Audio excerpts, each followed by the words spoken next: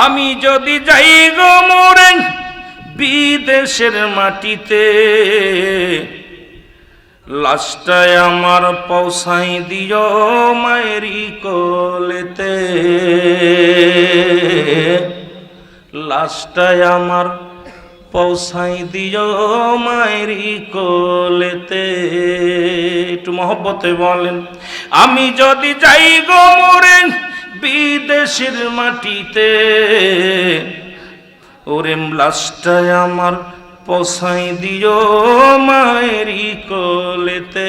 বলো, লাশটায় আমার পৌঁছাই দিও। একটু মার শোনে বলেন, অনেক ছেলে বিদেশের মাটিতে আছে, আমিও বিদেশের মাটিতে আছি।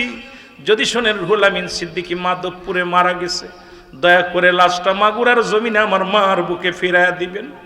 জনম দুঃখিনী মায়ের মতো কেউ হয় না, বাবার মতো কেউ হয় না।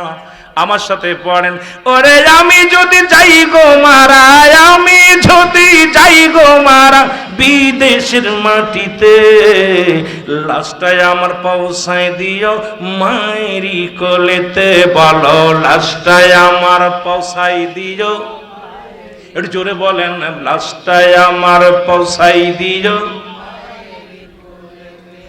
জন্মের পরে যে কোলে লই করে, জন্মের পরে যে কোলে রাখতো আমার মা, সেই কোলেতে মাথা রেখে নিদ্রা যেতে চাই, আমি নিদ্রা যেতে চাই। জন্মের পরে যে কোলেতে রাখতো আমার মা, সেই কোলেতে মাথা রেখে বিদায় নিতে চাই, আমি বিদায় নিতে চাই। বলেন, জন্মের পরে, একটু জোরে বলেন না, জন্মের পরে যে কোলেতে রাখতো আমার মা, সেই কোলেতে মাথা রেখে ওরে নিদিরা যেতে চাই, আমি নিদিরা যেতে চাই।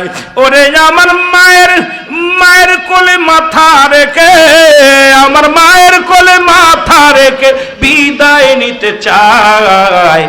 মায়ের কোলে মাথা রেখে, মায়ের বুকে মাথা রেখে, ওরে মায়ের মুখটা দেখে আমি বিদায় নিতে চাই।